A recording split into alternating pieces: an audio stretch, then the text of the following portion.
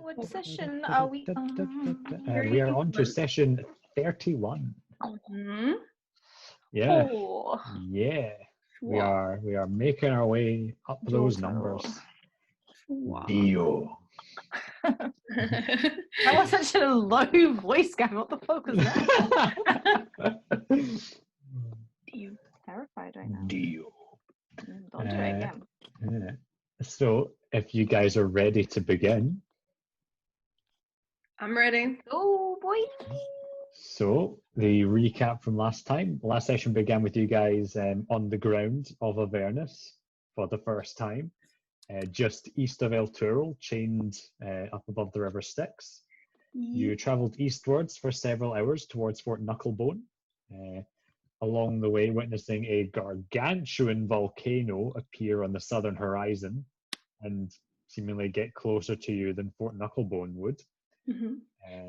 And as it did so, Jelly, you felt the presence of a relic of Onatu come within range.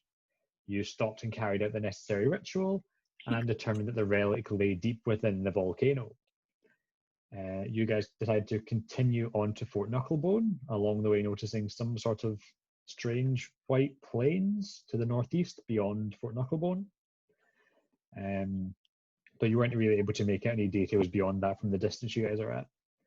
You arrived at Fort Knucklebone, meeting the Red Cap guards, and you then were introduced to Nim, a gnomish woman, seemingly working away on some of the infernal war machines here, as well as Chukka and Clonk, two Kenku, similarly working away on the war machines. Then you met Maggie, seemingly an old friend of Lulus, and who is a night hag, and seems to be the one in charge around Fort Knucklebone. After some discussions with Maggie, the hag set about preparing a ritual that would allow Lulu to recover some of her memories. As Maggie set about preparing that, you guys met Barnabas, the Knucklebone's flame skull, and you fashioned him a new golden tooth to replace the one broken and stolen by the Red Caps. You also assisted Chukka and Clonk in determining the issues they were having, trying to get a demon grinder up and running. And you helped them complete the necessary repairs there. You then witnessed that Mickey, the fiendish flesh golem, was being tormented by some red caps who had driven a nail through his foot. And after a few painful attempts, you were able to remove the nail and heal up Mickey's wounded foot. Good shit. And so that's kind of where we left off last time. So sort those notes out there. Yeah, so you guys are stood in the scrapyard at Fort Knucklebone, and Mickey kind of having a wander, testing it was freshly healed foot. And last time, just to kind of remind you, as you were looking around, you'd also seen that Pins and Needles, the imps, were paying close attention towards you guys and whispering amongst themselves. And you also saw that Nim, the gnome, was working away on some a tormentor, one of the kind of dune buggy type vehicle, weapon affixed to the back of it. And then amongst all that, they're running around. Being bastards. Oh boy. Has Mickey went indoors, did you say? He's not indoors, he's kind of just wandering around testing out his foot. Oh.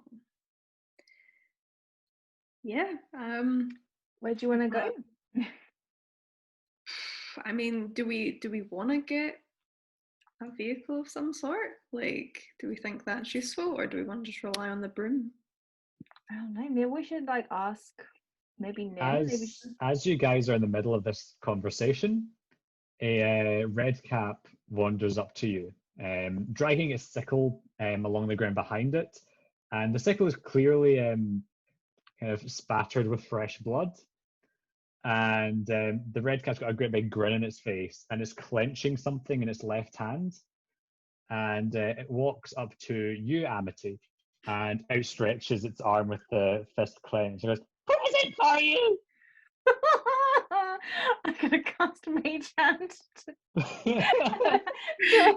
receive this gift. Okay, so you hover the mage hand below, and the red cap opens his hand, and what drops out is a bloody, severed, sinewy finger. Oh, I'm so glad I'm not touching that. And it looks like it's been very freshly severed. And the red cap just beams up at you and goes, "Enjoy!" and wanders off. She goes, "Thank you." And then turns the mage hand over so it drops it. And as you're just stood looking at this finger on the ground, you see a madcap rush by, swinging a sickle in one hand around wildly, and you can see it bleeding and leaving a trail of blood from its left hand, where it is missing a finger, and it's just rushing across the scrapyard.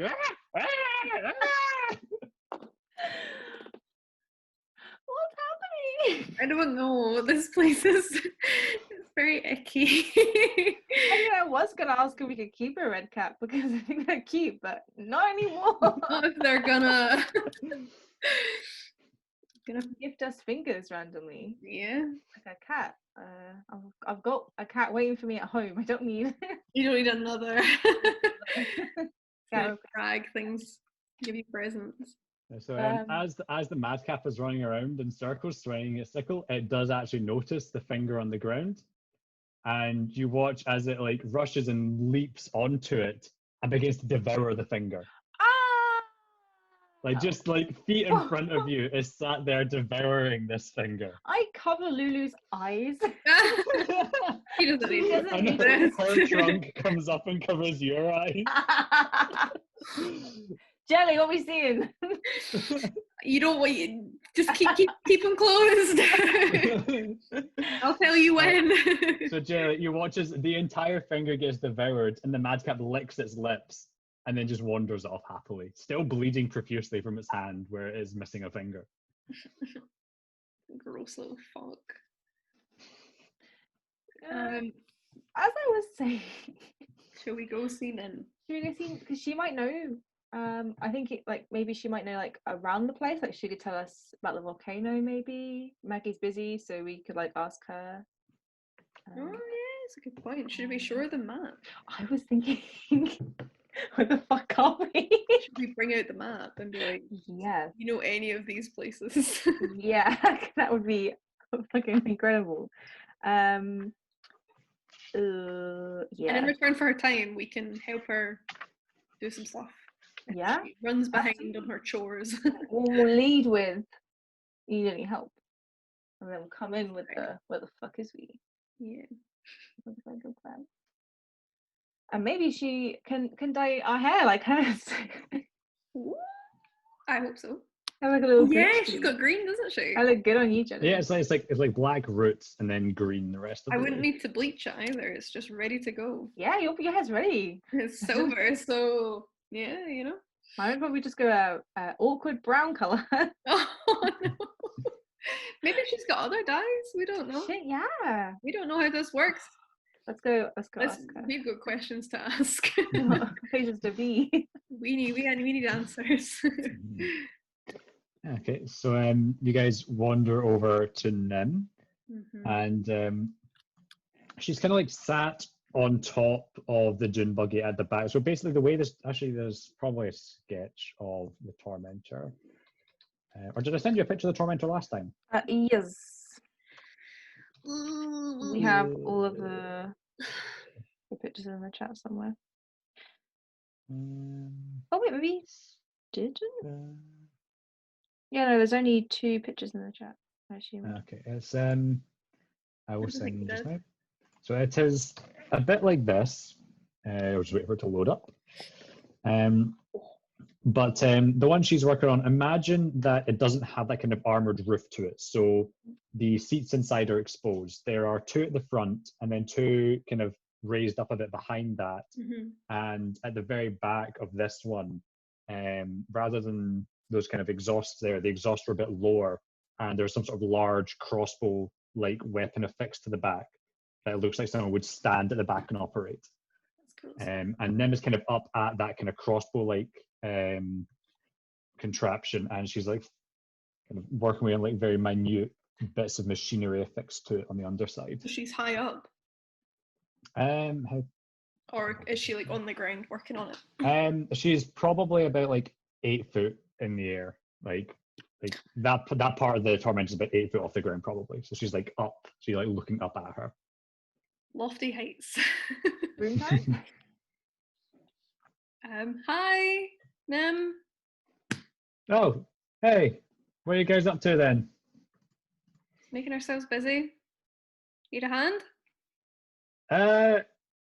Maybe actually. Up you come. Amity's already proven herself in the mechanics front. Yeah, I'm already covered in grease. I've got little claw marks on my shoulder. Yep. And so like as you kind of like get up next to her, and she kind of looks you over there. She's like, "And Maggie had you busy then?" We're just helping out. What we do? Yeah, fair enough.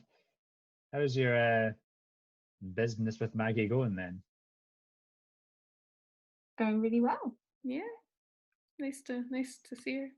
Yeah. She is nice. Cool. She's not too bad. She looks out for you if you do right by her, and she kind of puts her hand down into a pocket, not really a pocket, storage kind of compartment just below this crossbow-like piece of machinery, and she brings out a harpoon, and she starts kind of whipping rope around and affixing it, and she loads that into this great big crossbow and says, "When you wanted to give this a test then?" Amity, you're better at ranged attacks. You've got better aim than me for sure. So sure, I'll guide you as well, just to make sure sure, you don't hurt yourself. I'll pop that sucker. So see, way over there, and she points to maybe about like 100 feet away. On kind of stakes, there are little kind of target dummies set up that look like they were designed to look like red caps. And they're kind of like at the top of these stakes. Make a perception check.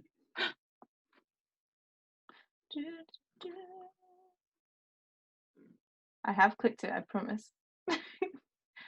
I'm gonna go Nat 20. Ooh. Oh, you've done it twice, but we'll go with the nat 20. Yeah. I told you. They are indeed not real red caps. Okay, well, I'm glad I got a 20 on that. And she gives the underside of the harpoon launcher one last look over. She says, "See if you can hit one of them and reel it in." What the fuck am I rolling here? So there is a kind of like trigger and everything on the underside, and you kind of aim the harpoon launcher, and there is a kind of crank as well on the side that looks like you might use to reel in the rope. Okay. So you do not have proficiency with this type of weapon, funnily enough. What do you mean? So make a dexterity check. Yeah, because you wouldn't have any other advantage. Oh, fuck me. So you misjudge it very badly, and it like embeds itself. The harpoon embeds itself like just in the sand, like 30 feet in front of you.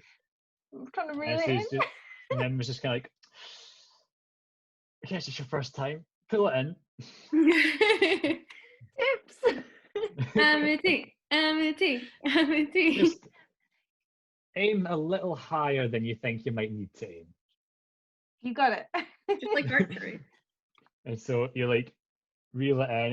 It's kind of like wedged on something at first, but it does eventually come. You have to put quite a lot of effort into winding this thing up, but eventually the harpoon does return and then kind of like resets it for you. Right, try again. Okay. Do I still have guidance, by the way? Oh, did you cast guidance, Jelly? I did, yeah. Oh, okay, sorry, yeah.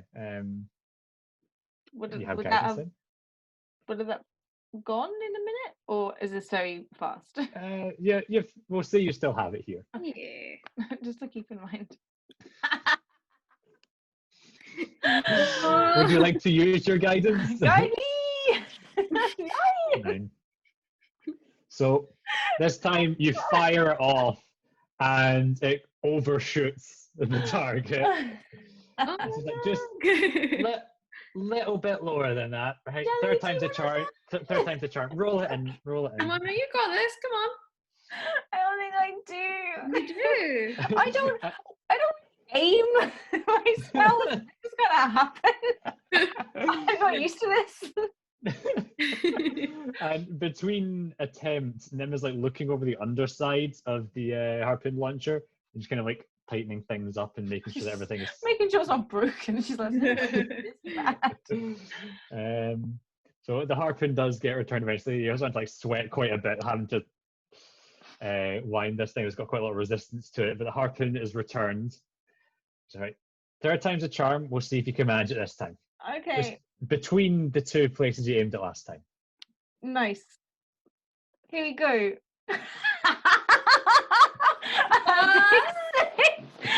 Amity just like, fuck. Jelly! So this time it embeds itself in the ground, like at the base of the stake. And she's like, I don't think it's for me, Nim. I'm really sorry. oh, you know, it's all right. It's all right. It's first time. Not everyone can be a natural, but like the mechanism looks like it's working all right. So. Jelly, do you want to quit? Can I have a go?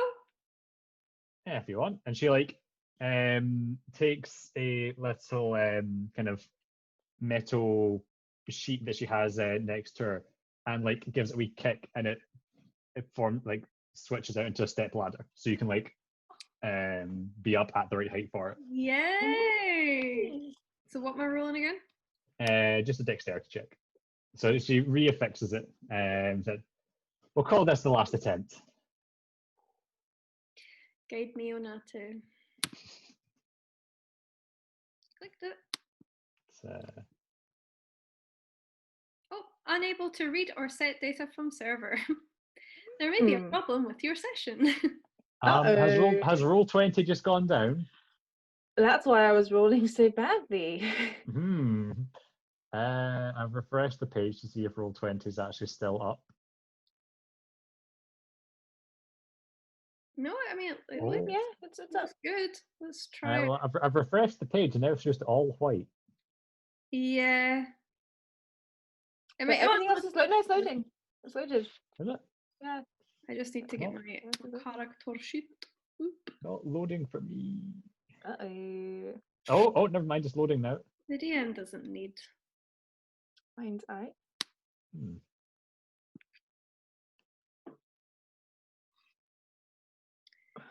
Roll it again. As we wait to find out the results of that, you're looking at this. Results. Oh, what are the results?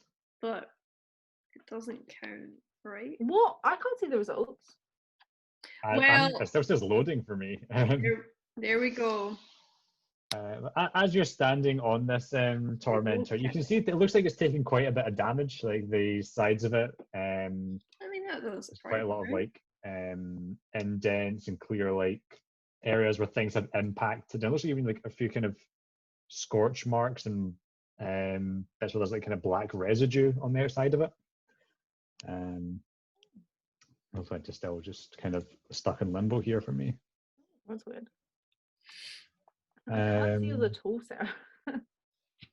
I can't see it on the shared screen either. What? There it is. Oh, that's mine. Is it? Yeah, because it doesn't say Jelly. Oh, sorry. Oh, I am now loaded in. It took a wee while, but I'm loaded in. So it didn't roll for me. Yeah, it didn't roll for you. Do you wanna try again? Just deal with some issues here. You can use your guidance. 11. So with a loud thunk, the harpoon gets fired, and it like scrapes by the little target dummy at the top of the stake, but doesn't actually like connect and impale it. And she goes, "Oh, you're a better shot at least, but appreciate the effort. and she looks up underneath the harpoon launcher one more time and goes, yeah, that'll do. That's fine for now. Nice. You're welcome. Yeah, this looks really cool. Yeah, it's a bit banged up. We had a run-in with Fëanor and her lot, but nothing I can't fix. Fëanor? She's like unhooking the harpoon and kind of setting it away and taking the rope off it. Who that? Oh, Fëanor. You guys not been down here long? Seems like you have, though.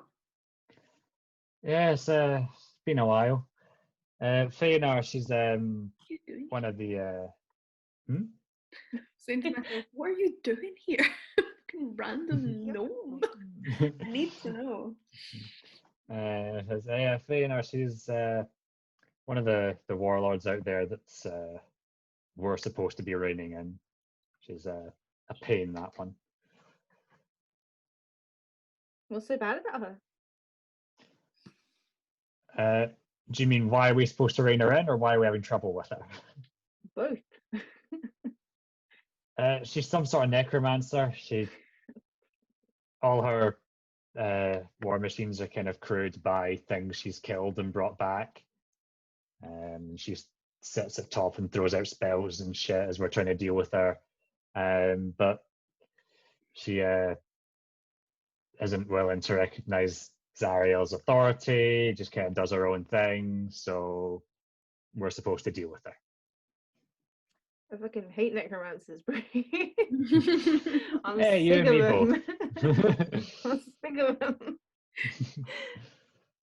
And like Nim kind of looks over the side and sort of like points at some of the kind of black residue bits. He's like, yeah, that's her handiwork. Can I like tell what it is? Can I make some kind of check? Yeah, go ahead and make a.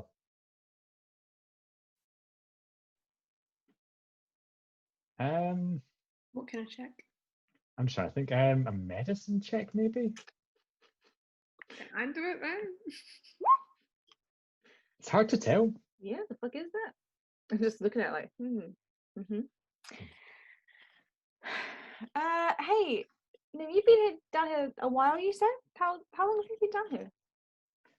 Oh, it must be like 30 years or something now. Wow. Well, I mean, if you don't mind me asking, where are you from up top? Well, and she kind of looks over at Jelly, like, you go first. Where are you from?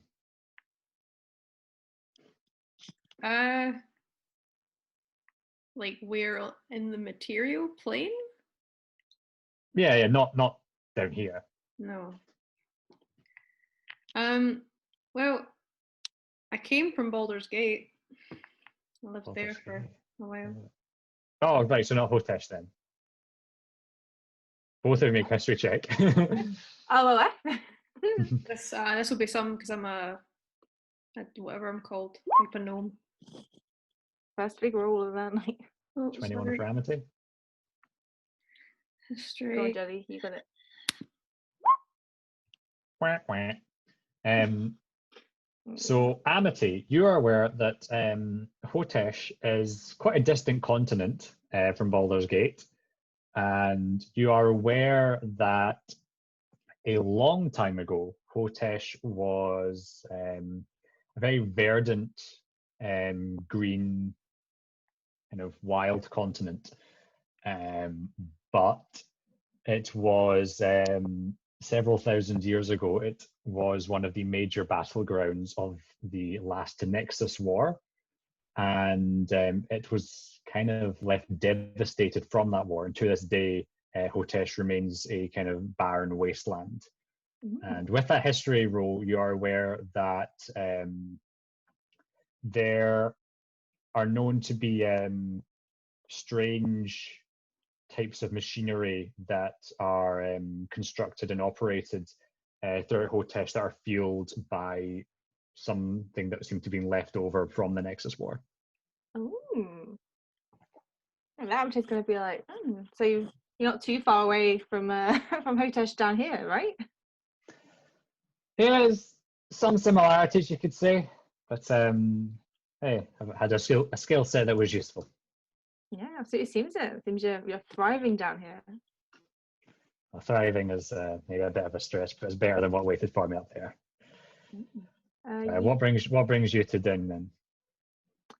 We're sort of investigators. I'm a scholar. I come from Candlekeep. I don't know if you know that. Doesn't mean anything to me. It's a bunch of boring shit. And I take Right. out my journal and I'm like, so do you know much about around here, or do you just kind of stay in the fort? No, I go out with Maggie and the rest of them whenever we have to go out on a trip. So I know the kind of big landmarks. I know how to get around. Fantastic. I'm gonna get out my map. I'm gonna like push it out and I'm gonna go. All right. Where are we? I will flip this over to the map.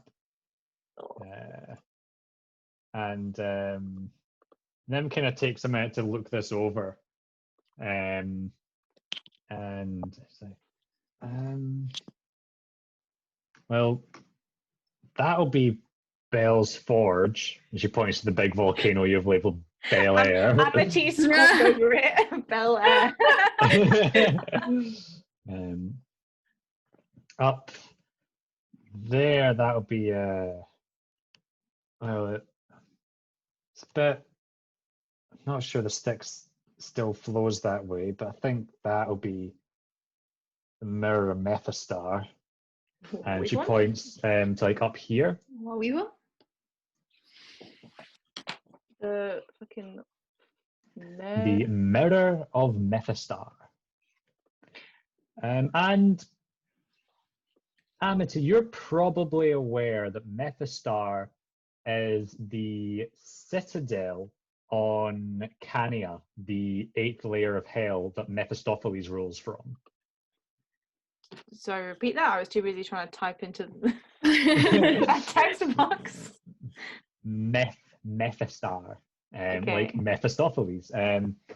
So you are aware that Mephistopheles is the archdevil of Cania, the 8th layer of hell, and on Cania, the citadel he rules from is called Mephistar. What's in there? Oh, you can like a great big kind of glacier-like thing. You can try and talk to agents of Mephistopheles if you want to get involved in devil shit. Don't recommend it. Yeah, I'm good for now, but thanks for the heads up. Anything else jogging your memory? Well, that will be. Christ, how am I going to pronounce this? I'm just going to go with. So she points to this kind of chasm bit here. Okay. And she says that'll probably be Koski's Maw. Koski's Maw.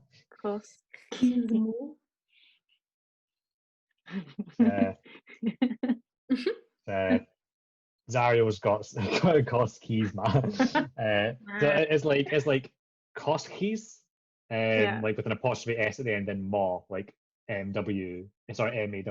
Oh, we're doing phonetics. like the Maw of Koski. Zario's got some big demon imprisoned down there. Try to give it a wide berth. Thank you.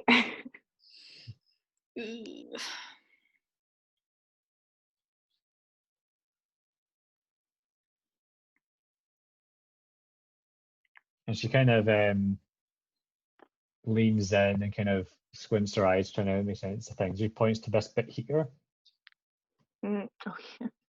And she goes, that's probably Harriman's Hill. Looks about the right place. And as she says that, Lulu goes, Harriman? I know that name. Oh. Do you know anything about?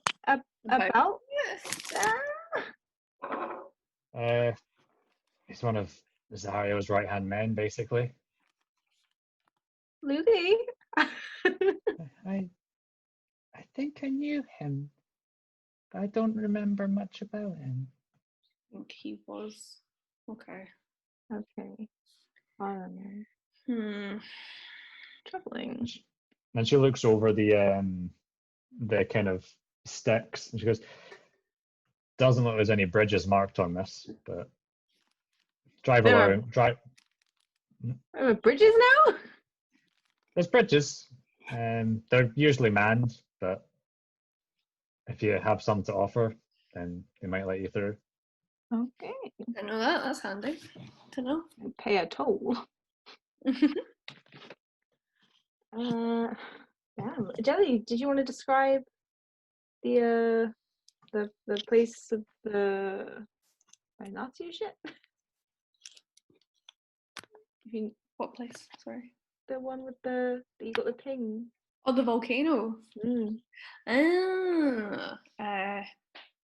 Yeah, I described the volcano that we saw with the. I can't remember anything about it at all. So it was Does it look like a volcano? It was a massive volcano Really? that was like Okay. actively spewing fire and ash into the atmosphere. You could make out some sort of fortress kind of hewn into the slopes of the volcano. Got all of that. Jeez, oh. Yeah, that ring a bell. Any particularly big volcano? Oh, that'll be Bell's Forge. This one here. And she points to the volcano here. Forge. Good job we didn't just It's a good thing you've got a blacksmith. just rock up to Bell's place. Hey. Like, hey, you see my previous work? Can I get a job? Okay. So I mean, it's kind of, it's not really a place you can map out that well, but I've had to guess. I'd say we're somewhere around about here. She points to here. Oh, that's a nice X there. There we go. Ooh. Okay, which means El Toro is like There, it's just kind of below Mythostar. yeah, like here maybe. Maybe. There's not really a distance reading. I'll put a question mark where we think El Toro is. Okay, and you can see with the marked out like watchtowers and that along the sticks, but with the way things work down here, none of these locations mean shit really. That makes sense. But we had to go off of anyway. Like things will probably be like generally that kind of direction from one another, but distance doesn't work the same way down here. Don't we just know it? Anything else you wanted to ask, Jelly, about?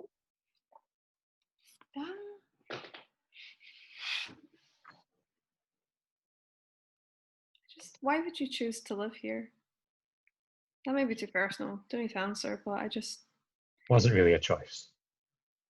Is there anything we can do to help? I've made my peace with it. This is, I mean, for hell, this is not too bad. Like I said, Maggie's an alright one.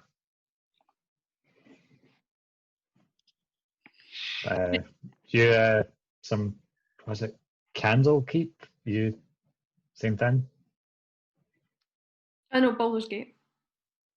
So why are you here then? She's my friend. I'm here to protect her and her bodyguard. Hence Cute. the armor and this big fucking thing. Alright. She's buff as hell. Yeah, I can see that. You guys want a 1v1? Yeah, fight me if you want. Have a little I'll pass on that. Do it. Do it. Listen, you guys got time? I can show you how one of these works. How much for one of these bad boys? Nah. Smack it. Smack them. How much? I leaned to Jenna. I'm like, I don't think we There's currency? Maybe. Well, you did read briefly about soul coins, Amity, when you're in Candlekeep. No, we didn't got any of those. And then I was like, well, I'm not the one that's in charge of selling these. You'll have to speak to Maggie, but I need to give this one a wee test drive anyway, so I can show you how it works. If you're interested for your research and all that. Absolutely. And with that, she kind of like hops onto the back of the chair at the top, then hops down onto the chairs at the front, and then sits herself down in the kind of driver's seat at the front. And she takes out from a satchel sat there actually I can show you a picture of it.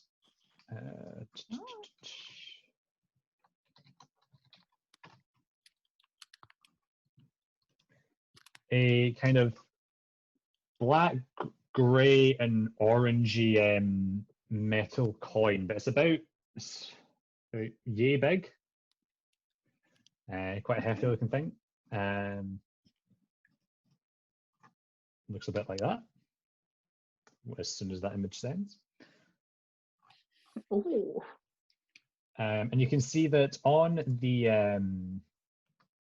dashboard of the Tormentor, there is a kind of large slot, and she kind of sinks it into there, and it kind of stops for a moment, then gets sucked in the rest of the way. And as it does so, there is a kind of like moment passes, and then kind of orange glow illuminates from that slot, and you almost hear what sounds like kind of like a distant scream. And you can see that like on the dashboard there's like a steering wheel and various controls and pedals, and then kind of get herself sat in there as she like flicks on a few things, and the rest of you kind of whirs and revs itself up. She looks back, says, "Want to get yourself seated?" Absolutely. Yeah, we do. So where are you guys sitting? Well, Jelly, you want to ride shotgun? Two gnomes? all right, 2 gnomes in the front. Okay, so you hop down next to her. Amity's chilling on the back with Lulu. Yeah, I'm gonna nudge Jelly and be like, "She seems really cool." You know, when in hell. And once she kind of looks around and sees that you guys are seated, and suddenly the Tormentor kicks into life and moves off with a surprising amount of speed, and she kind of weaves in and out of various like hovels and scrap heaps and out to the main entrance of Fort Knucklebone. And this thing moves at a speed of you're moving at a speed of 140 feet. Once she gets like out and kind of has that open space, she like properly kicks it up, and you like feel, because it's not like a roof on it, and you can like feel the wind rushing towards you. And in the front, it's almost kind of it's basically like a circuit around the outskirts of Fort Knucklebone. And it's kind of concerning to you, Jelly, because she looks over to you, and without you paying any attention to the controls or what's in front of her, she starts talking you through like what the different controls on the dashboard are and everything, and like what the different pedals do. So yeah. So you want to make sure if you're going to do this, right, and you flick that up, and see down here, and she points this kind of like funnel. So you've got a demonicker, you can throw it in there. It really puts some fire in this thing, but it kind of wears it out a bit faster. You have to be careful with that. And she's like, the hell with it. And she like reaches into that same satchel that she took that big coin out of, and she takes out a flask of this black tar-like, it's like Stofford flask, this black tar-like substance. One moment. I'm just going to double check how much faster it goes with this. He has a need for speed. You are going to see some real speed here.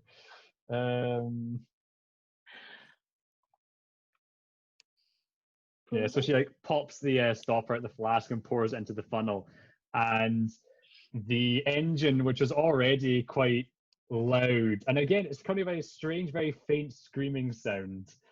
It like becomes even louder and hard to like focus out of, and the speed of the vehicle increases by 40 as it like and just rips across the terrain as you kind of arcs around the sides of Fort Knucklebone. And you guys have to like grip for life here, essentially, as Nim continues talking through the controls to you, Jelly. I'm just praying to Natu the whole time. I'm just casting guidance on myself constantly. And very quickly, you guys arrive back at the main entrance, and she kind of like drifts along, kicking up sand and all sorts, and coming to a stop right as where the entrance is, and then slowly driving it back in. She says, so hope you enjoyed your first ride in one of these. It was really fun, thank you. Scary as shit. But, I should get this thing put away in the garage just now, get to work on something else. And she kind of drives up into one of the caves between the fingers. And the shutter's already up, and you can see there's loads of room inside for vehicles to be stored. She kind of drives it into a bay, hops out, has one kind of like last walk around for nodding her head. So I'll just be working on the rest of these hunks of junk if you're looking for me. Before we go, Yeah. how do you get your hair that color? Oh, it's a dye. Maggie makes it from some mold or something. Fantastic. Mold diet is then, boys. Maggie uncles die. She'll probably, if you're interested, I'm sure she'd be more than happy to share. She quite likes all that kind of stuff. Oh, She's gonna dye her hair for us. I can't wait. A little gals night in. We go with face masks on. It's me, you, Lou, and Maggie. Just 3 really cute gals and a night hag. Oh, there's one more thing I was going to ask from them, and it's just completely gone. I was going to do with a map. Oh, actually, what she does do as well before them leaves, she goes back over to the controls kind of dashboard and has one quick wee last look at one of the dials before taking a notepad and making a note of the number, and then putting that back in her satchel and heading off.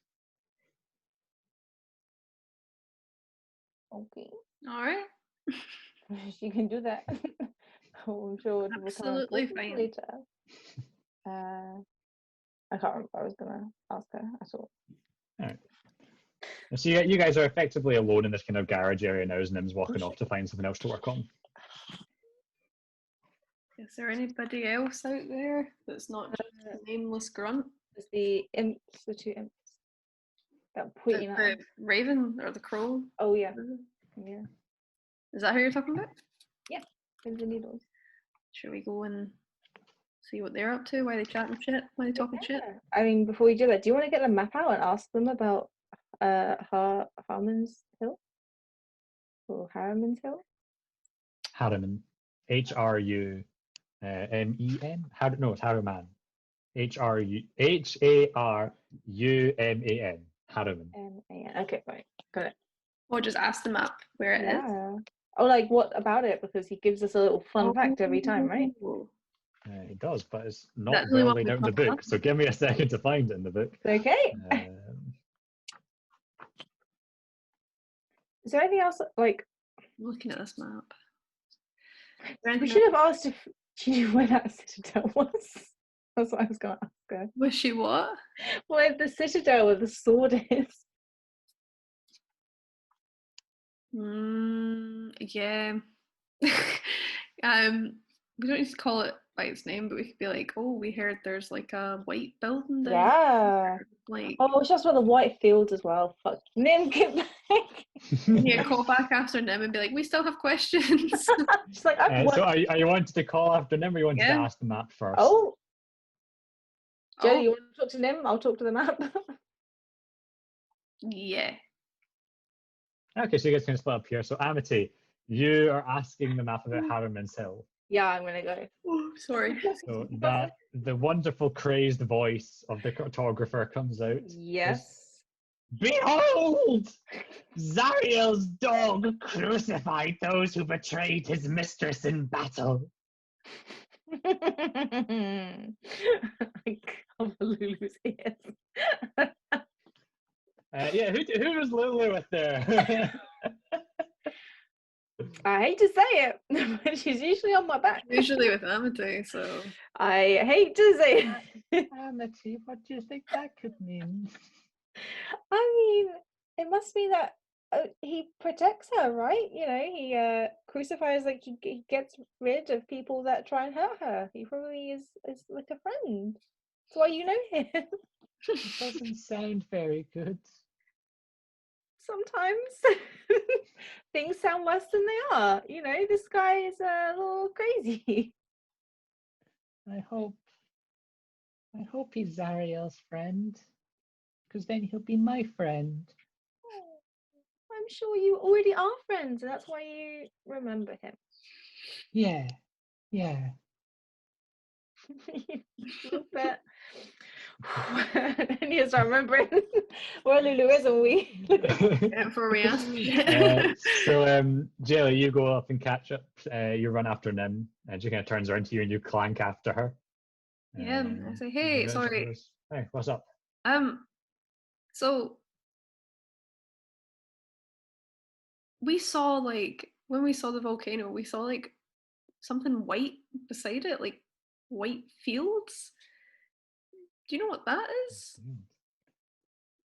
You ever been close to that volcano and seen Do you mean white do you shit? mean next to the volcano? Yeah, that's where we saw it, right? That wasn't where you saw the white fields. What? Where the fuck did we see the white field? To the northeast of Fort Knucklebone. The volcano was to the south. Oh, sorry, I thought it was beside the volcano. Mm. All right, Whitefields close to here, northeast of here.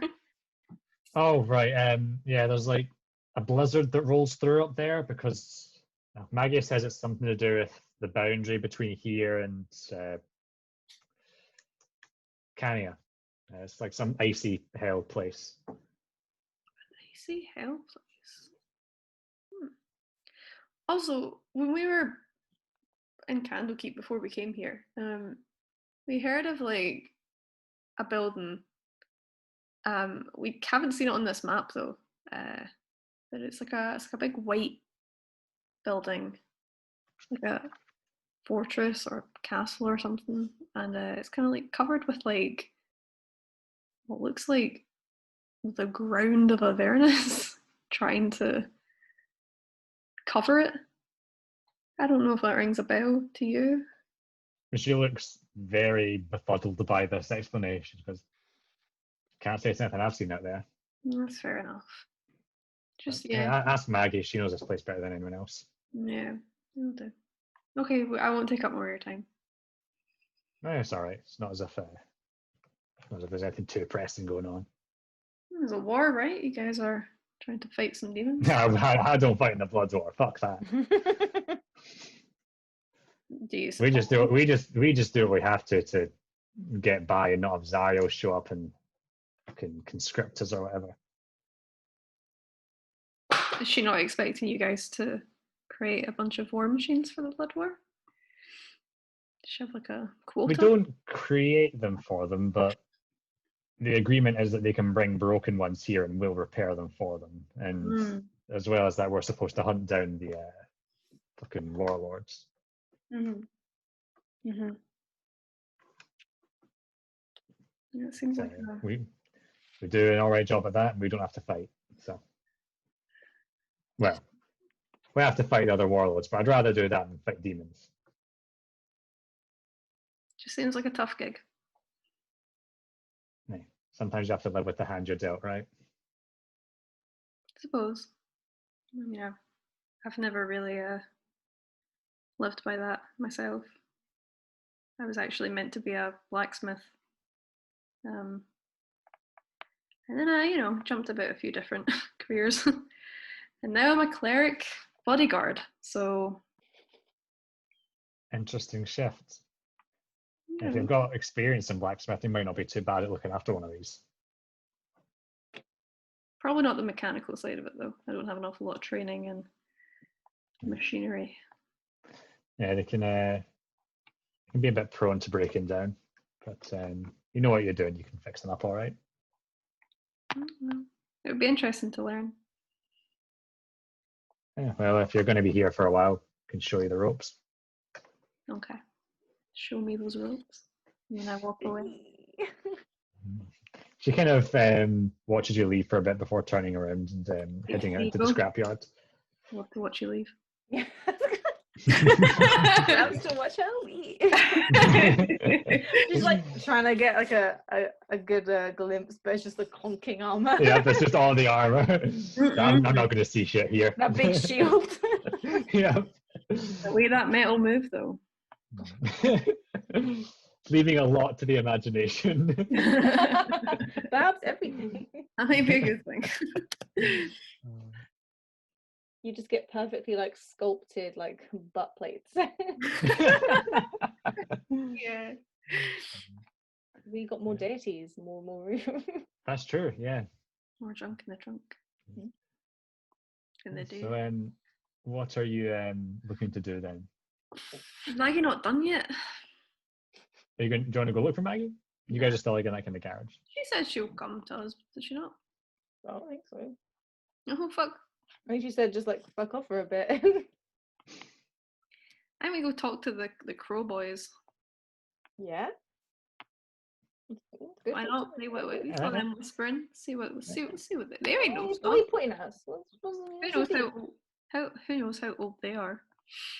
So you head out.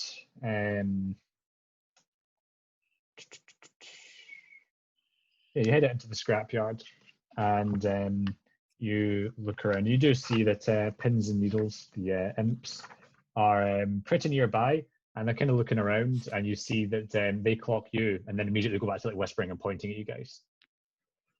What's your problem? I know. They're so obsessed with me. Are they high up? Are they on the ground? Nah, they're like perched on some scrap, only maybe like 6 feet off the ground or so. And they're in their imp form. Hi. And they kind of go, oh, and then they fly over to you, and one each perches on one of your shoulders. Oh, Nice. so good look, Jelly. Very friendly. Thanks. No, sorry, there's one on Amity's shoulder and one on Jelly's right. I shoulder. thought they were both. No. I was like, she falls to the ground. How heavy they are. Very heavy. And the one on Jelly's shoulder goes, now, probably shouldn't be telling you guys this. And then the one on Amity's shoulder goes, no, don't, we'll get in trouble. We won't tell. And We'll the tell other you one goes, secret. no, but they really should know. And the one on Amity's shoulder goes, maybe. Insight check. No, yeah. Okay, yeah. Jelly, give an insight check. They're shifty. Oh, she knows. They fucking with us, Gavin. Whispers. What's I'm their gonna send you a intent? message. Whispers. Yeah, they're fucking imps. I know. I think we all know what their intent is. To fuck shit up. To fuck. I can sense the energy coming off Jelly. That talk with him. We up to fuck. I have a proficiency in light crossbows. That thing was not a light crossbow, I'm afraid. Not a far step though, so I just have to get a little bit better. And then it's all over. Oh, look at those hoes. Game over. That necromancer's getting the harpoon.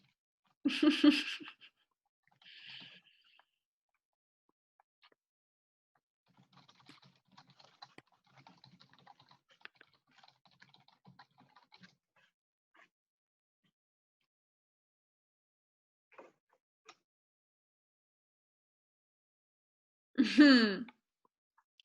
It's the one Jelly's shoulder goes, I think we really should tell them. I think you're gonna tell us. Come on, boys. Or girls. Or you guys. Or neither. Or these. Or both. We're going to go with she's. They are Ladies. she's. We're all We're gals. strong women here. And then there's Barnaby. Barnabas. Barnabas just floating off somewhere arguing with some red Yeah. caps. Come on, gals. Let's chat. And the one on Amity's shoulder kind of leans in to whisper, and they kind of like gestures for like Jerry to come over, then realizes the height difference and starts trying to like push you down, Amity, so you're at the same level. Okay. So that he can like whisper. So I'm mixing myself up already. So she can whisper to both of your ears at the same time. And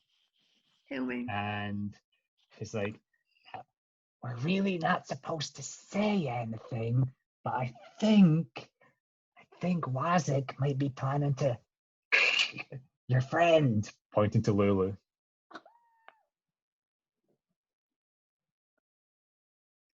Wazik? Are they lying though?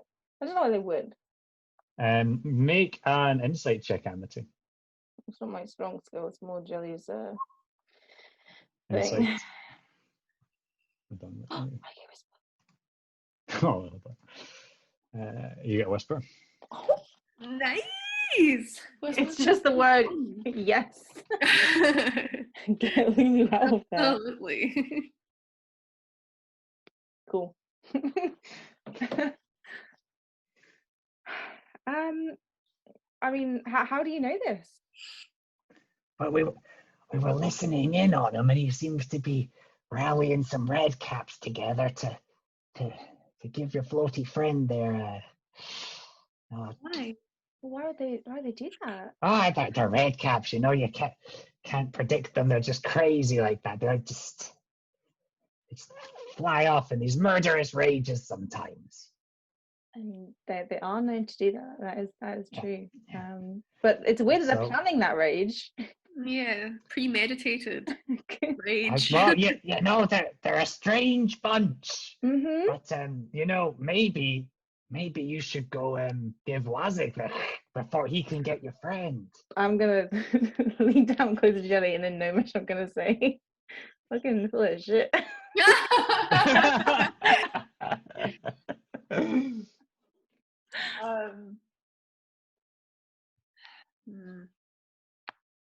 And the one on Jelly's shoulder leans in there and says, yeah, it'd probably be a really good idea to go take care of Wazik before anything happens. Why do you want Wazik dead? Yeah, we got beef with Wazik for. And the one on Amity's shoulder is like, hey, we're just looking out for you guys. Why are you looking out for us? Oh, you seem to be friends of Maggie's. Don't want any harm to come to you here.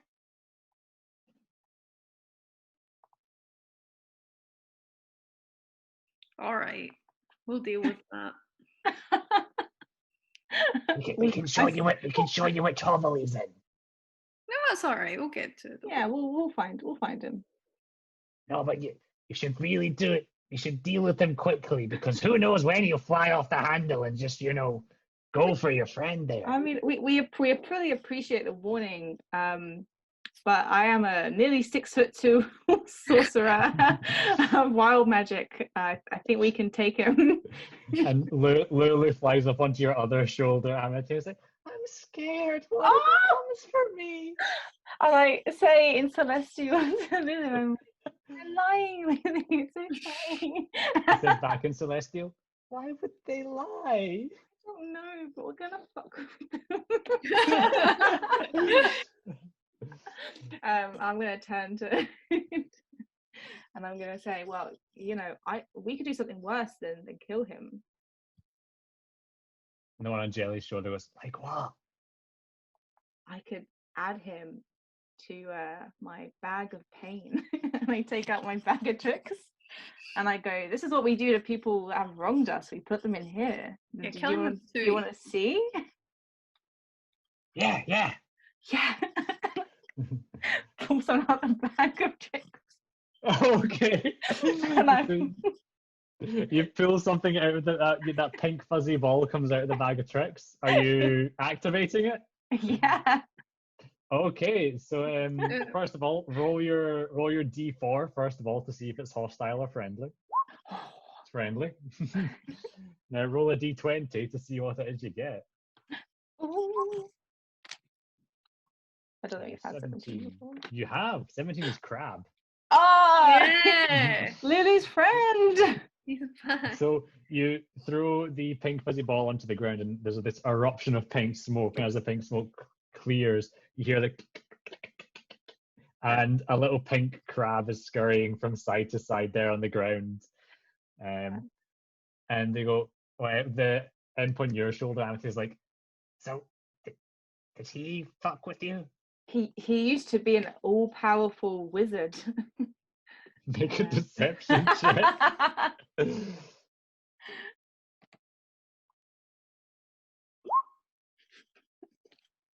Maybe both the imps go kind of wide.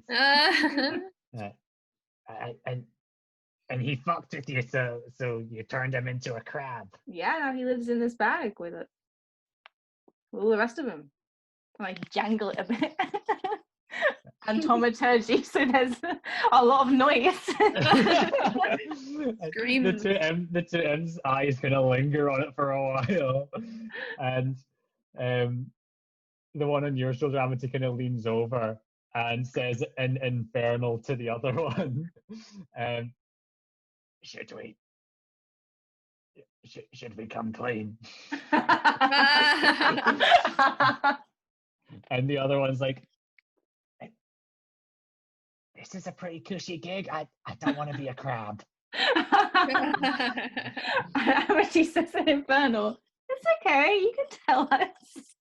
and again, their eyes go wide. Oh. And they kind of like share a look for a bit, and then the one on your shoulder, Amity, is like, Okay, right. So, Wazik isn't planning on hurting your friend.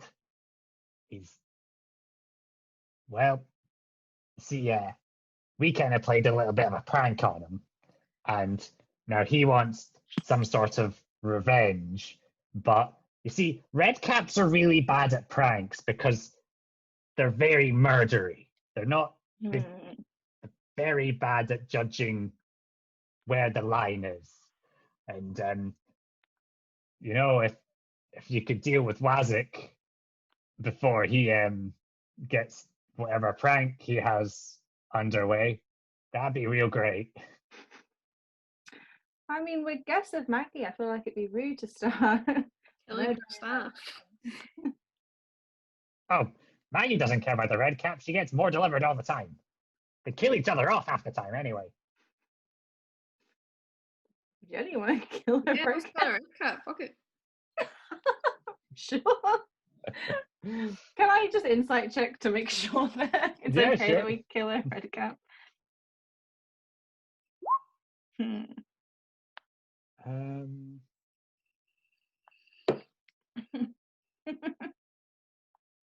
I'll give you a wee whisper. I'm also just gonna message Maggie real quick. Is it alright we just Kill her red cap. They're fucking with your birds. is he a red cap or a what's the other one? Mad cap? Mad cap. Mad cap. Mad cap. Mad cap. Whoa, whoa, whoa. Where were we? Whoa, whoa, whoa, whoa.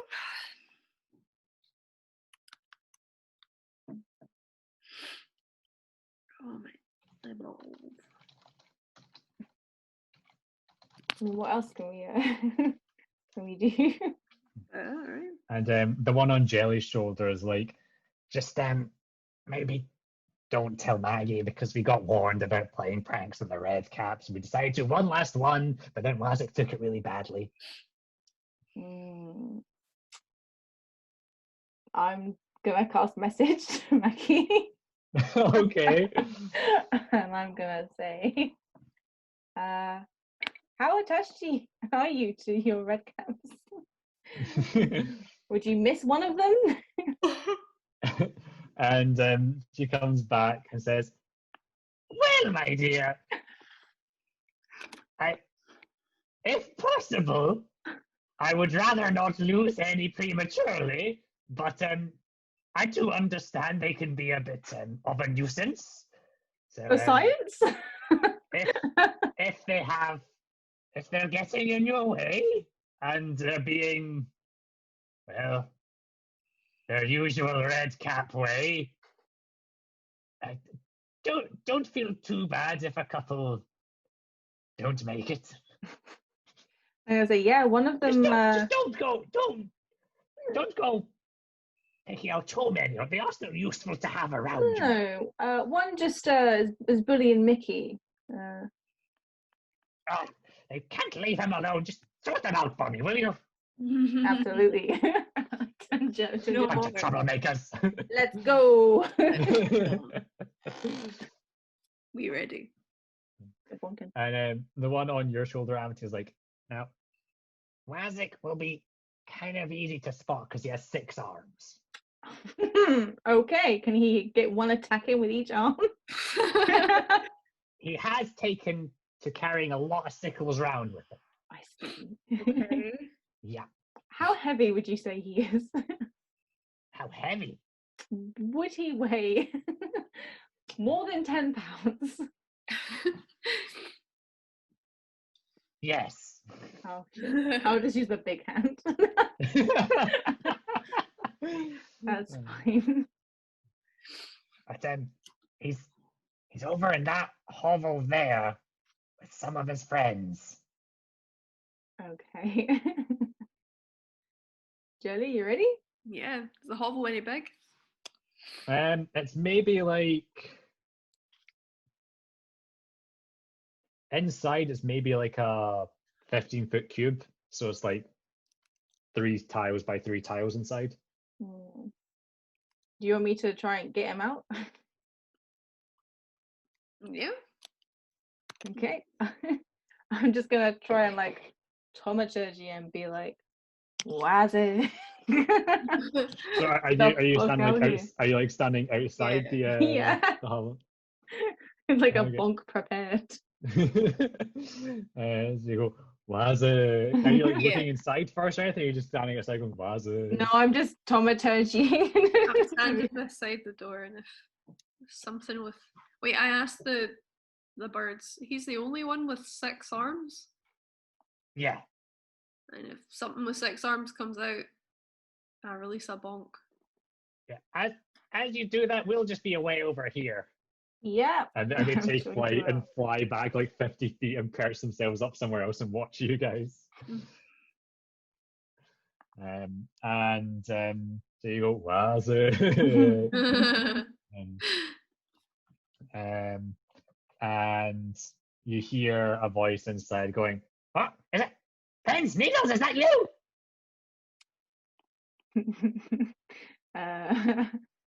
Gonna go, it's Dario. Somebody tell Maggie! Somebody tell Maggie!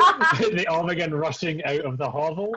And the first thing to pass you, Jelly, is a red cap. Then there's a mad cap, and then there's a 6-armed red cap. Yeah, he's getting bonked. Okay, are you just doing like a Warhammer attack? Yeah. Okay.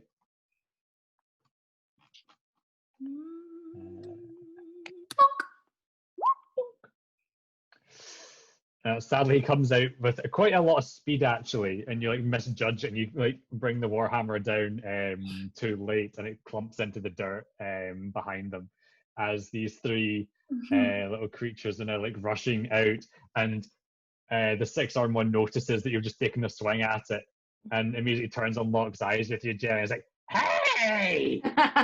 Prank, bro. So roll initiative. It's just a prank, man. It's a sick prank, bro. what I will do here is I will drop a quick wee battle map, I guess.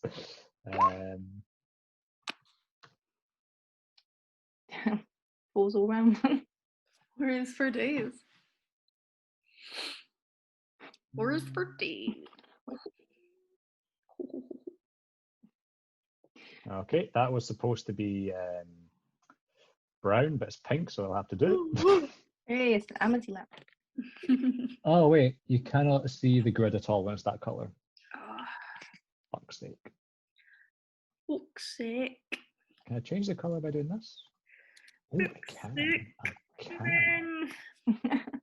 Never had that one. Hey, Gally. Fuck's sake, Ali. Fuck off. Then I'll just have to Oh, quickly draw wee hovel, which will be like Alley. here. It's like, oh fuck, it's doing that thing. I didn't mean to do that. Sorry, just bear with me as I it's draw fine. some It's like shit the in. ramblings of a madman.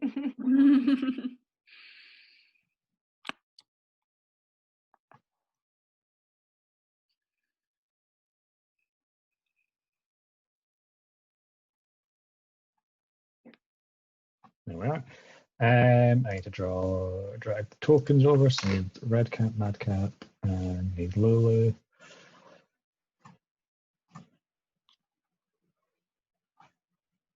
Oh, my tokens aren't loading in. Don't do this to me. Oh, there they are, and there's Lulu. There we are. My nice wee friends. A Lulu. And I can swing you guys over to this very hastily constructed battle map. I love it. Good shit. That's good shit. Actually, right there. I do say so myself. And I say so. I will put a blue dot on Wazik. Be quick.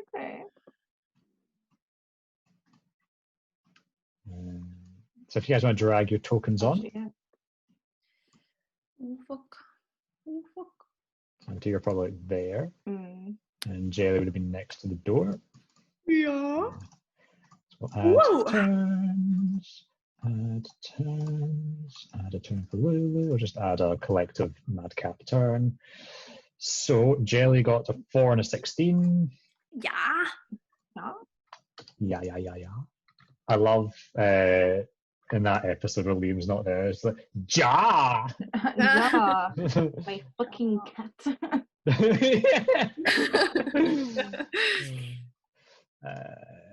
Lulu gets a big 12, and the Madcaps get. Ooh, what's their dex modifier on that?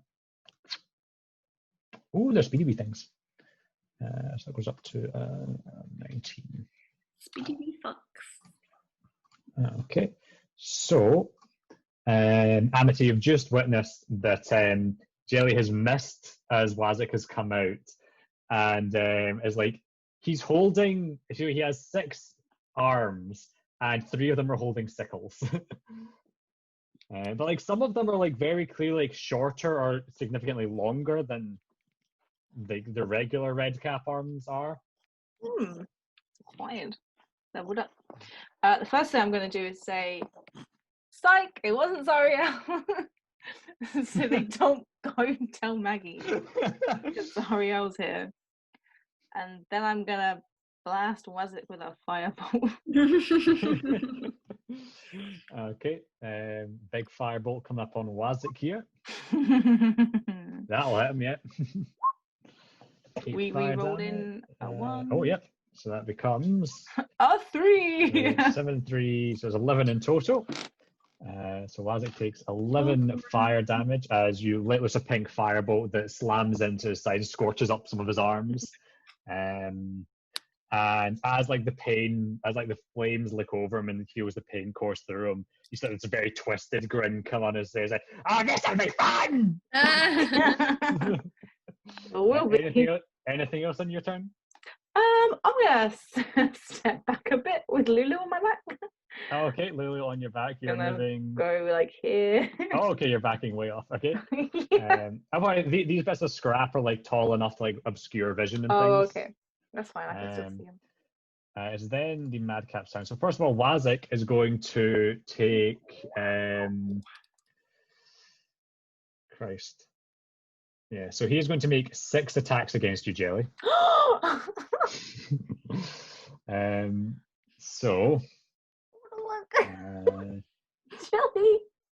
that is a 12 to hit, a 7 to hit, a 19 to hit, Nope. a 9 to hit, 21 to hit, and a 25 to hit. I think.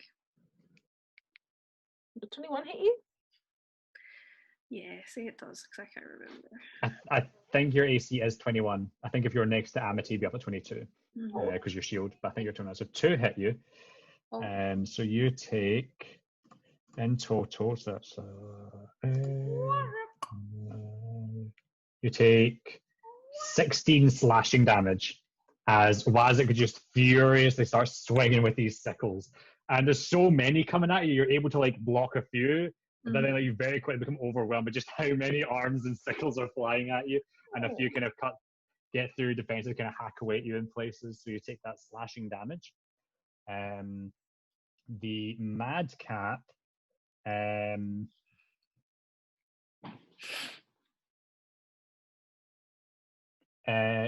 you both see that the madcap turns around, sees that a fight is breaking out, licks its sickle with such ferocity that its tongue starts to bleed on its own blade, and it like frantically looks at both of you and then decides on Amity and goes sprinting towards you, Amity.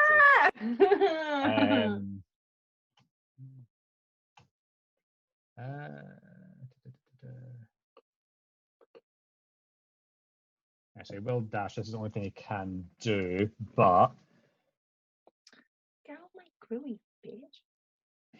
yeah. So he like rushes at you and then goes into like a drop kick with the big iron boots coming out towards you. You make a dexterity saving throw.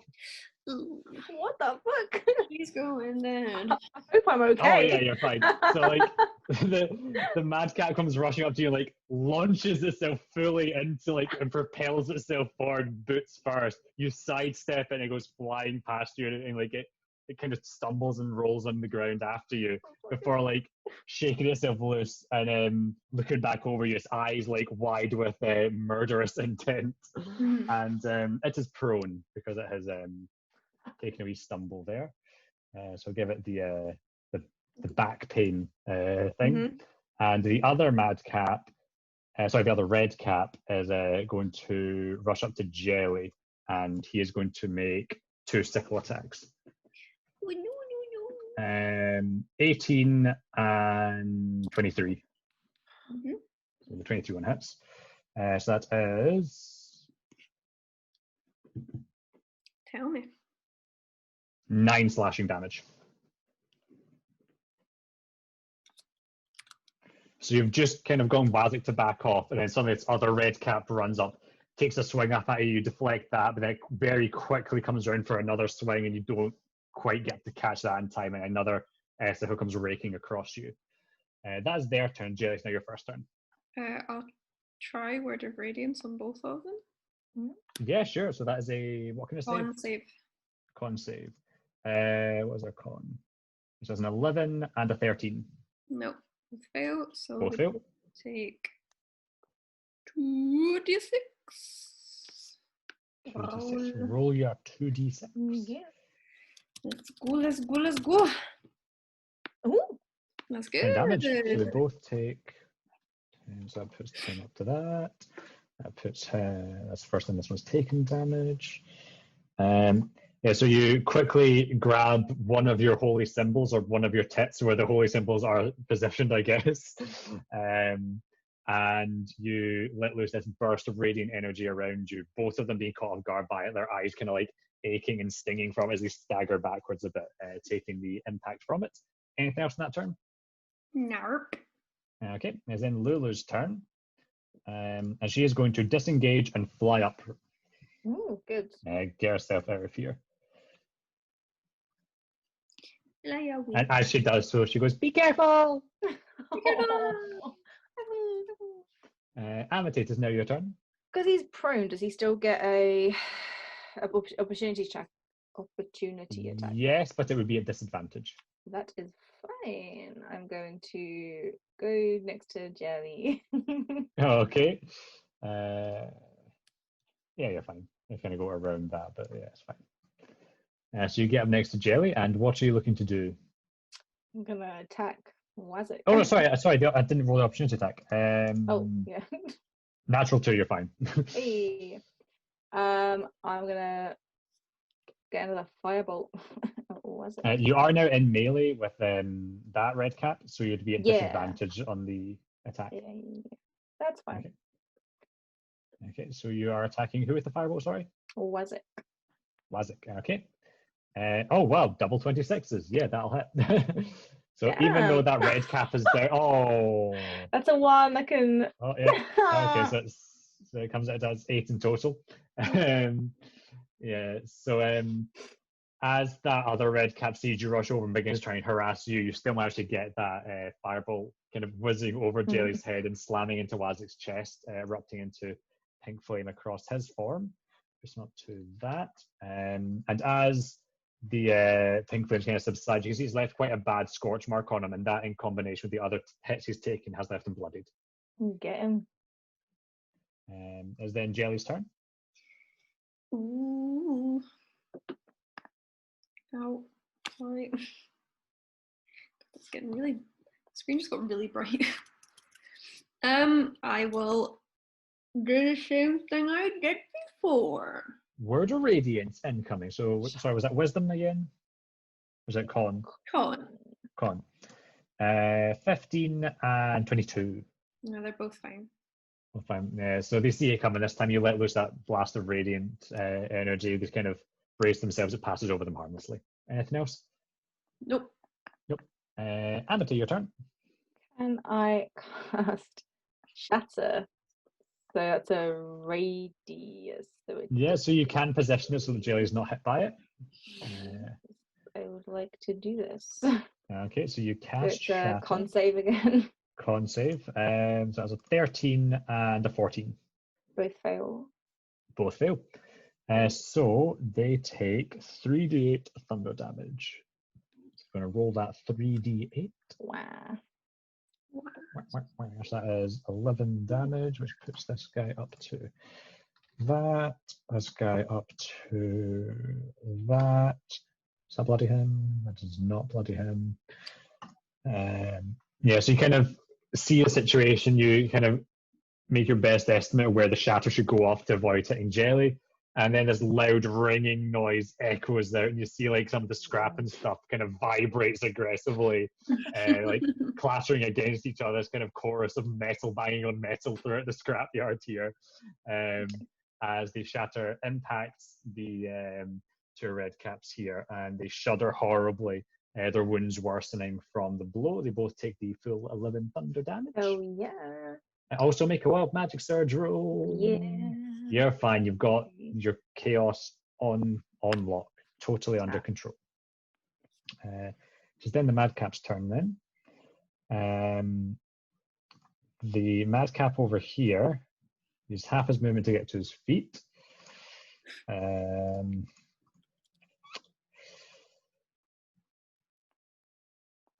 He's going to do the same thing he did last time. He's going to go into a dash and projectile himself at Amity. Okay. Okay. And so you make a dex saving throw, Amity, try and sidestep this little okay. Not succeed or take.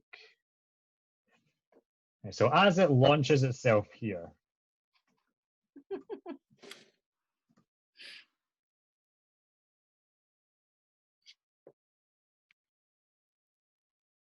as it launches itself here, you're not able to sidestep it really fast enough, and these high-speed metal boots come colliding into you, and you realize just how much weight there is to those boots.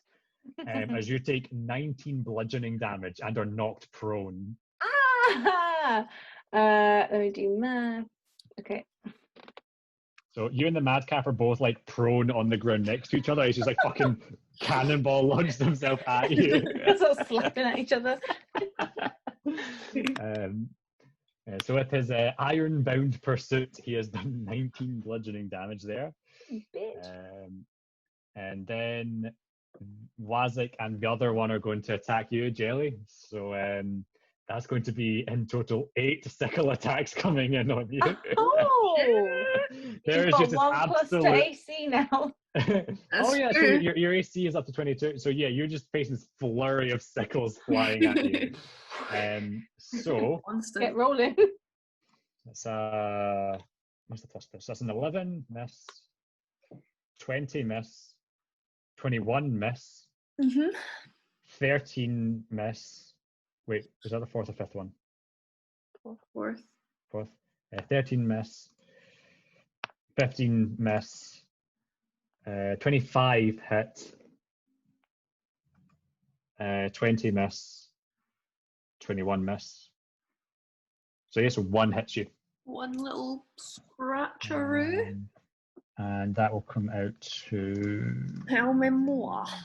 Tell me more. Tell me more. 8 slashing damage. Yeah, so Wazik just launches himself this whirlwind of sickles with these 6 arms. Are you able to successfully use the pariah shield to bash them all off? And the other red cap comes in. You parry his first swing with your warhammer, but leave yourself open for the second slash down your side, which does that 8 slashing damage. Jelly, you're now up, and you've got 3 enemies lined up nicely around you now. Mhm. You know what it is. So is it con Con save. save? Con save. These little boys. That's an 11, 11, 7. Yay! That's good All shit. fails. Nice. So it is 2d6 radiant damage incoming. Okay. Go on, Madal. Right. 5. That puts him up to. Wow, wow, wee, wow. That puts him up to that, and that puts him. This first time's been hit, so that's 5 for him.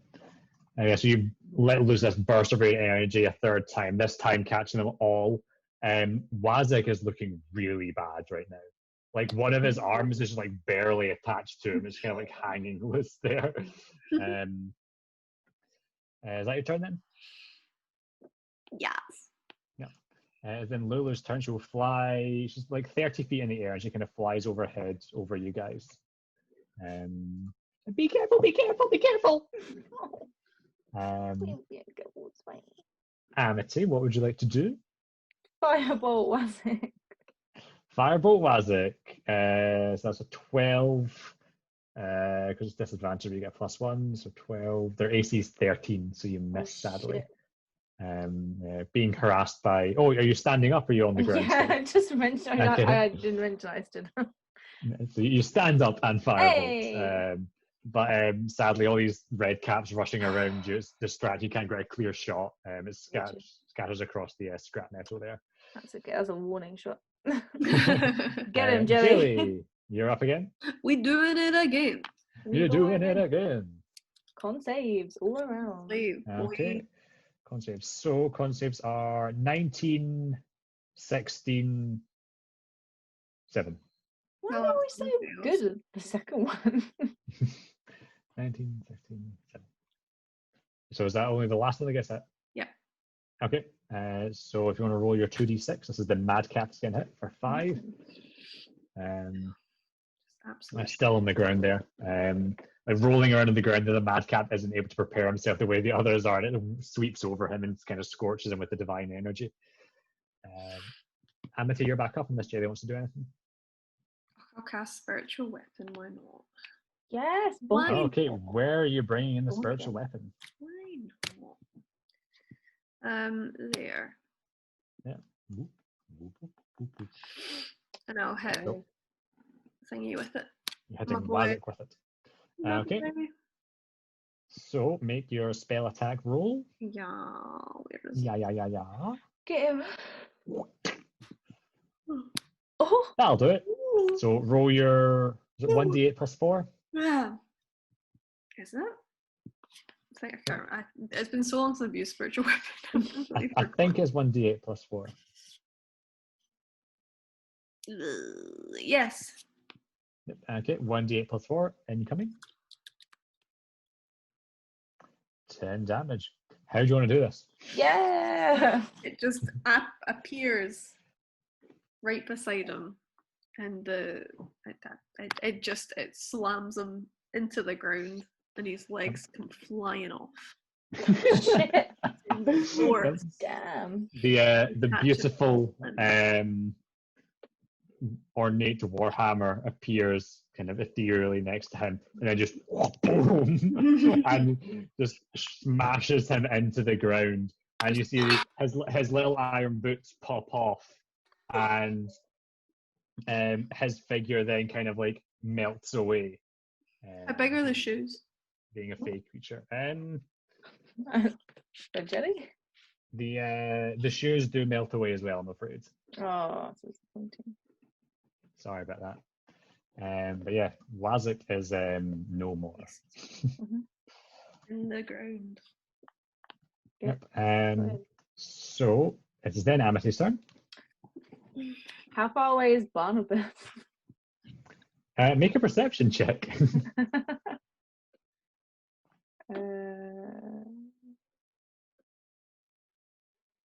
You can see his green flame is quite far off, maybe like 160 feet off or so. I shout, "Hey Barnabas, watch this!" Okay. Uh, you see his attention is peaked, and he like floats up into the air to get a look at what's going on. hey, I'm gonna cast pulse wave on the... Okay, you let loose a pulse wave here, right? So is that a con save they make? Yeah. Con save, natural 1, and that comes out as a 14. Doesn't So both of them fail. get eaten away from me, boys. Oh, okay, so roll your 6d6 force damage. 19. I'm done playing these games. Oh, actually, hold on. He should be bloodied already. Is that enough to finish him then? Just short of finishing him. This guy puts him up to that. That's shit. And Jelly finishes them off. Jelly gone. Actually, you know what? He's down to 1 HP. Make just an Arcana check here for me, Amity. Yeah.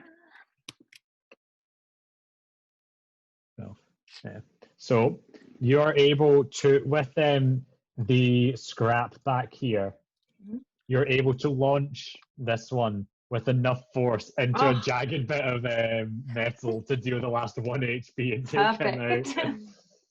So as Barnabas is watching from off to the side, you channel that chaos from within you and distort gravity in this great big pulse wave in front of you, which catches both of the madcaps, red cap, madcap, whatever, as they are thrown backwards. One of them immediately impaled on a bit of scrap. The madcap rolling along on the ground as he's propelled by it, coming to a stop back there. Nice. And he is now bloody as well by the force of that. And you hear Barnabas's voice coming with a, "Oh, very good." Yeah. And it's good shit, man. sure, I'm going to make a wee roll for Barnabas here.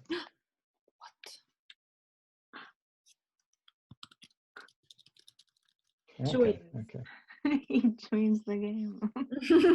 I need to quickly. Barnabas. Come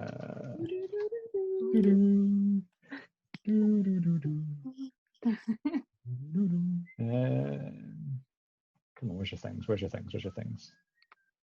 Okay, so Barnabas got an 18 on his initiative, so he'll be coming in here after the madcap goes. Oh, Yo!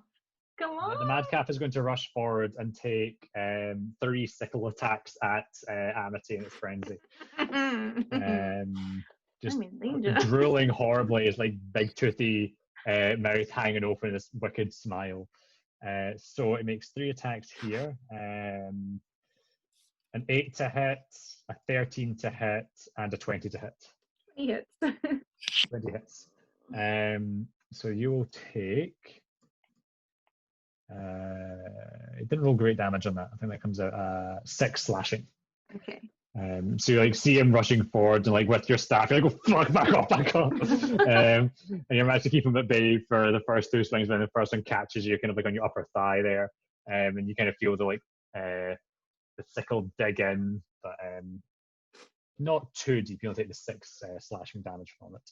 Right. And it is then Barnabas's turn. Get him. So- Don't fireball us. Oh yes, this will finish it.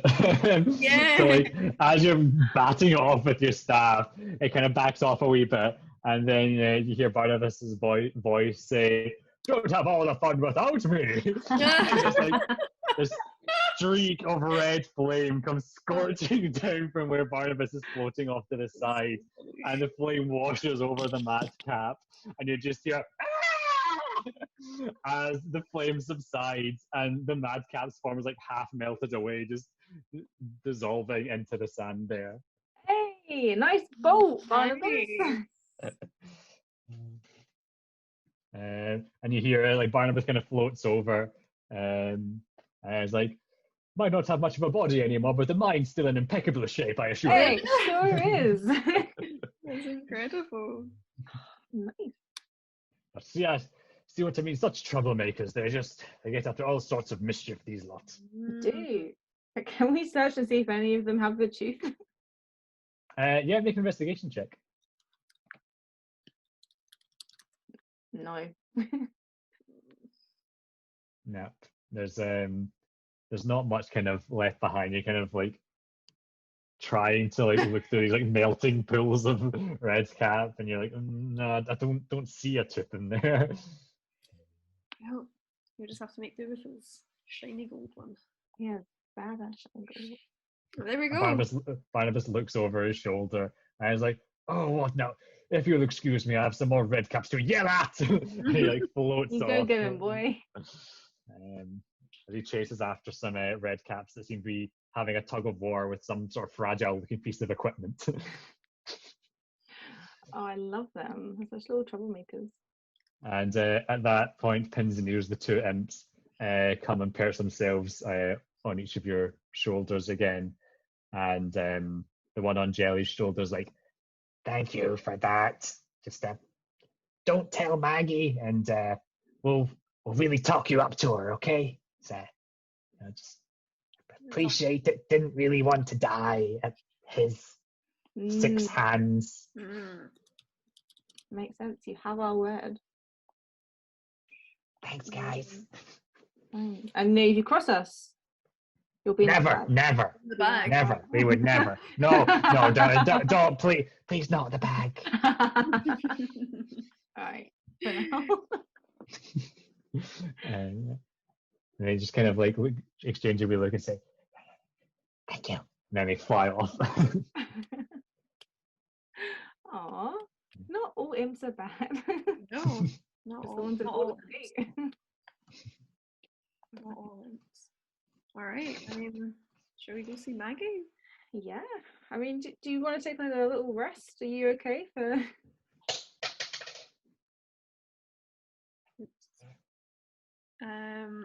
Whoa. Oh, that was bright. Yeah, I could. I'll just. Yeah, we'll take a short rest. Yeah. I'll I mean, just- it's gonna hurt us, right? If we. So yeah, good point. Yeah, I'll short rest and then I'll do maths. I'll use 5 hit dice. I'm going to Okay. 2 hit dice. Nice, yeah. So you guys kind of find a quiet spot to kind of hunker down and take a wee rest here, maybe eat some rations, as ashy and flavourless as they may be. They still give you that sustenance you need.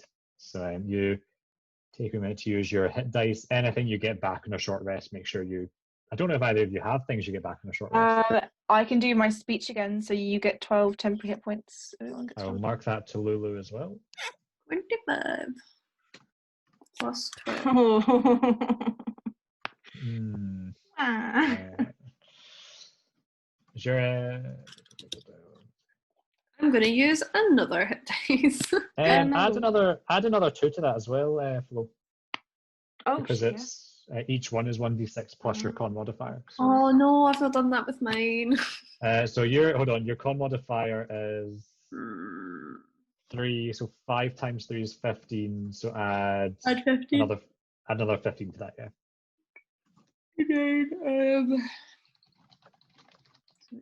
Okay.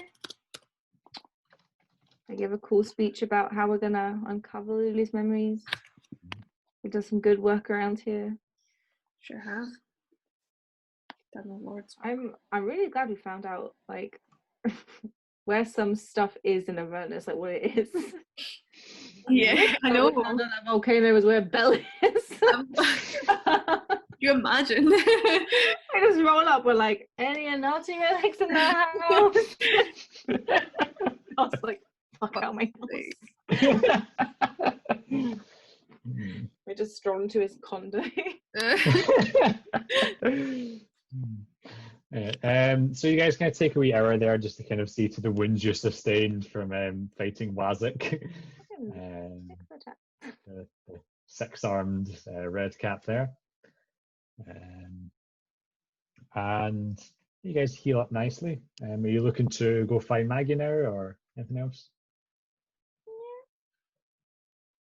Let's go see Maggie, I guess, right? I don't know if there's anything else we want to do. No, It's good dinner. Okay, so you head over to Maggie's wee kind of workshop slash witch's corner, and inside there's a bit of a change now. You can see that things have been pushed off to the side. In the center of the workshop there are a series of kind of fiendish circles, and right in the center as you walk in, Maggie's in the middle of placing one of those black bean bags, and then around that there is a kind of large, so there's the first one with the black beanbag has been placed in, and then there's a larger circle around that, which is quite a lot of space in between various sigils and things. And then outside that, there are 3 smaller circles equidistant from each other, and in 2 of them, Maggie's placed the skulls of her sisters. And Maggie hears you coming in. She's like, "Oh, there you are, dear." So she plops down the beanbag. She gives a wee pat. "That should keep Lulu nice and comfortable as we work our magic." Aww. Oh shit. Yes, I think I'm just about ready if you two are on. Yeah, I mean, is there anything we should have done? Any preparations you think we should make, or is it fine if we just jump on in? And if you feel like you're ready to dive on in, you aren't in need of a few moments to compose yourselves or anything like that. Oh, Jelly, Okay. Just do keep in mind that it might get a bit, depending on how traumatic these memories are, they might take a toll on your noggin, so to speak. But don't worry, I assure you, you will not die in there no matter how bad it gets. Okay. And is she telling the truth? Make an insight check. She don't know. She's lying.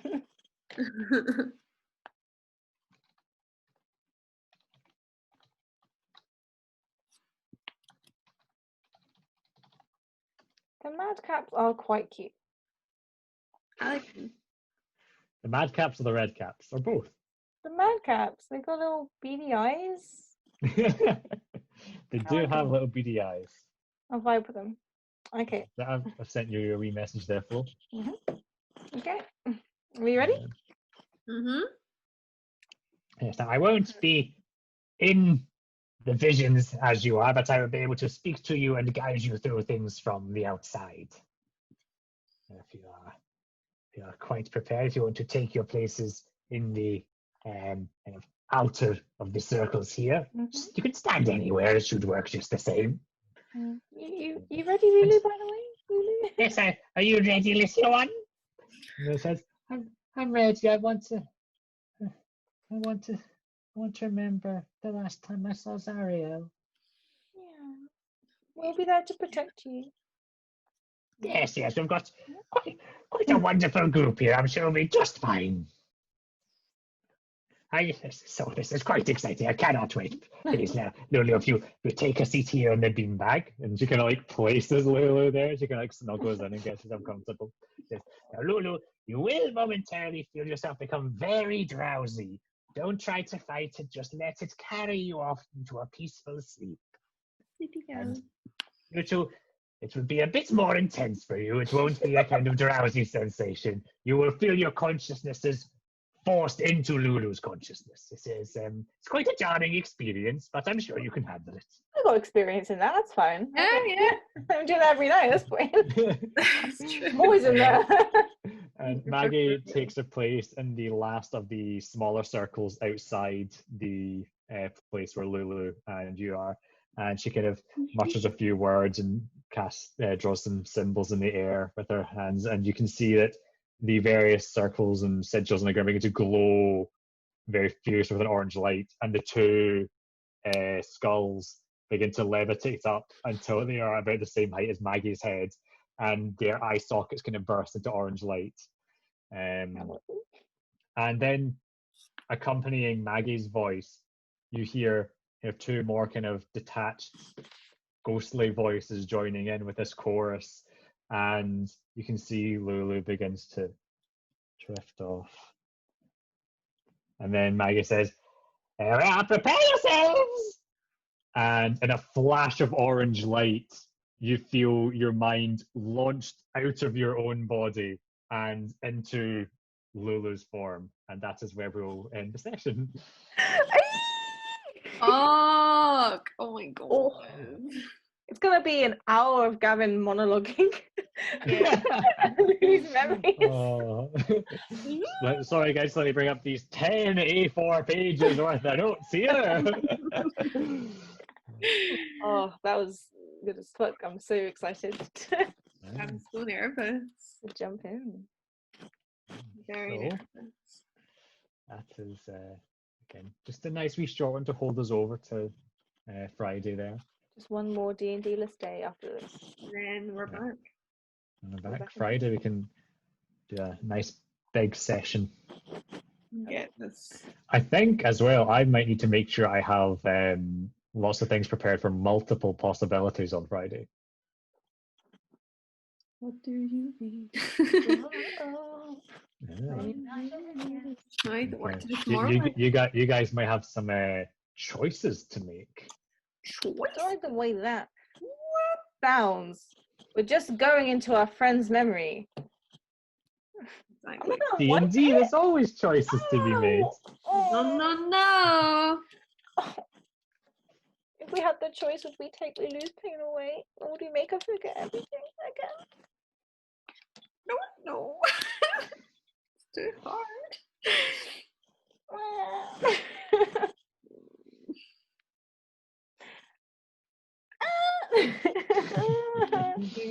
Oh, I'm so excited. Thank you guys.